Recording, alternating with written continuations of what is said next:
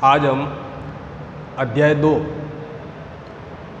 प्रबंध प्रक्रिया या कार्य, प्रबंधकीय भूमिका एवं स्तर, इसके ऊपर हम बात करने वाले हैं। इस पाठ के अंदर 3 बातें समझाई गई। एक तो प्रबंध के कार्य, एक प्रबंधक की भूमिका है और एक प्रबंध के स्तर। सबसे पहले हम प्रबंध प्रक्रिया क्या है उसके अर्थ के ऊपर बात करेंगे और प्रबंध प्रक्रिया की विशेषताओं के ऊपर हम बात करेंगे। जैसे कि प्रबंध प्रक्रिया किसे कहते हैं, तो एक व्यावसायिक संगठन के अंदर व्यवसाय का प्रबंध करने के लिए प्रबंधक के द्वारा जो लक्ष्य का निर्धारण किया जाता है या उद्देश्य का जो निर्धारण किया जाता है, उस उद्देश्य निर्धारण करने के बाद उसकी प्राप्ति के लिए नियोजन करना, मतलब कि क्या करना, कैसे करना, कब करना, इसके बारे में विचार करना। संगठन का ढांचा तैयार करना, कितने विभाग रहेंगे, उस पर कितने कर्मचारी काम करेंगे, कौन से पद पर कौन सा कर्मचारी काम करेगा, एक संगठन का ढांचा तैयार करना। उसके बाद संगठन के अंदर कर्मचारियों की नियुक्ति करना। संगठन में कर्मचारियों की नियुक्ति करने के बाद उनको निर्देश देना कि किस प्रकार से कार्य करना है। निर्देशन के बाद नेतृत्व प्रदर्शित करना, मतलब कि एक नेता की भूमिका के रूप में एक प्रबंधक को काम करना। संप्रेषण, मतलब कि सूचनाओं का आदान प्रदान, ऊपर से लेकर नीचे तक सूचनाओं का आदान प्रदान, और कर्मचारियों को अभिप्रेरित करना और कर्मचारियों के ऊपर नियंत्रण करना। ये जितने भी कार्य हैं, ये सभी कार्य प्रबंधकों के द्वारा किए जाने वाले कार्य कहलाते हैं। और इन कार्यों को निष्पादित करना, प्रबंधक के द्वारा इन कार्यों को निष्पादित करना, तो इसका जो संयोजित स्वरूप है, सामूहिक जो रूप है, मतलब कि प्रबंध के उद्देश्य निर्धारण से लेकर, नियोजन से लेकर और नियंत्रण तक जितने भी प्रबंध के कार्य किए जाते हैं, उन सभी कार्यों के सामूहिक रूप को ही हम क्या कहते हैं, प्रबंध प्रक्रिया।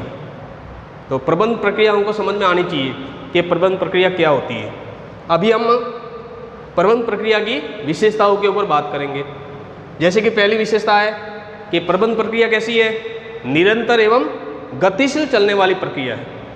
क्योंकि एक प्रबंधक के द्वारा उद्देश्य का निर्धारण, चाहे वो दीर्घकालीन हो चाहे वो अल्पकालीन हो, प्लानिंग जो होती है, चाहे वो दैनिक योजना हो, चाहे साप्ताहिक योजना हो, चाहे मासिक योजना हो, चाहे वार्षिक योजना हो, चाहे दीर्घकालीन योजना हो, तो ये जो प्रक्रिया है, संगठन का निर्माण करना, कर्मचारियों की नियुक्ति करना, कर्मचारियों को, जैसे कोई कर्मचारी छोड़ के जाता है, नए कर्मचारी को रखना, नए कर्मचारी आते हैं तो उनको निर्देश देना, कोई परिवर्तन होता है तो उसके बारे में निर्देश देना, नेतृत्व प्रदान करना, संप्रेषण करना, अभिप्रेरित करना, ये प्रक्रिया निरंतर चलती रहती है।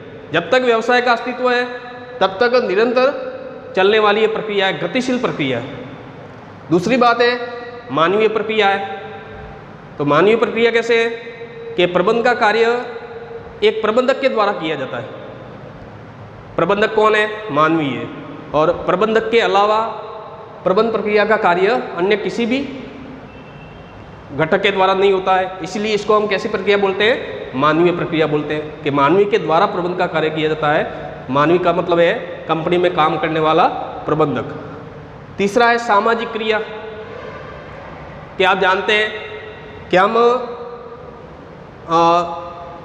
एक प्रबंधक को अपने कंपनी में काम करने वाले जितने भी लोग हैं उनके साथ संबंध स्थापित करना पड़ता है। जैसे उच्च अधिकारी होता है तो उसके अधीन काम करने वाले अधीनस्थ होते हैं, ऊपर से लेकर नीचे तक, और अलग अलग पद होते हैं, उन पदों पर अलग अलग कर्मचारी काम करते हैं। उच्च अधिकारी होते हैं, मध्य स्तर के अधिकारी होते हैं, निम्न स्तर पे कर्मचारी मजदूर काम करते हैं, श्रमिक काम करते हैं। तो उन सभी के बीच में क्या है? मानवीय संबंध है।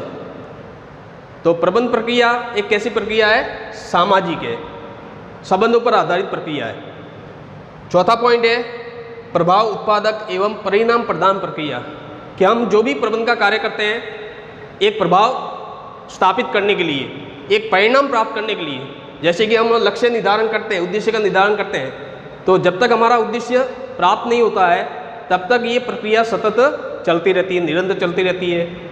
और एक प्रभावी प्रबंध करने के लिए हम प्रयत्न करते हैं, जिससे कि हम अपना जो लक्ष्य निर्धारित है, जो परिणाम हम प्राप्त करना चाहते हैं, जो उद्देश्य हम प्राप्त करना चाहते हैं, उस उद्देश्य को हम आसानी से प्राप्त कर सकें। और अंतिम पॉइंट है सार्वभौमिक प्रक्रिया। प्रबंध को सार्वभौमिक क्यों कहा जाता है?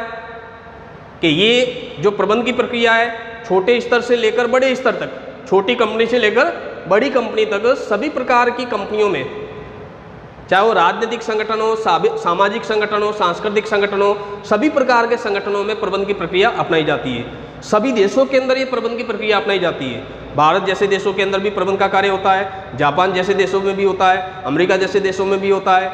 मतलब कि सभी देशों में प्रबंध का कार्य अपनाया जाता है, सभी प्रकार के संगठनों में अपनाया जाता है।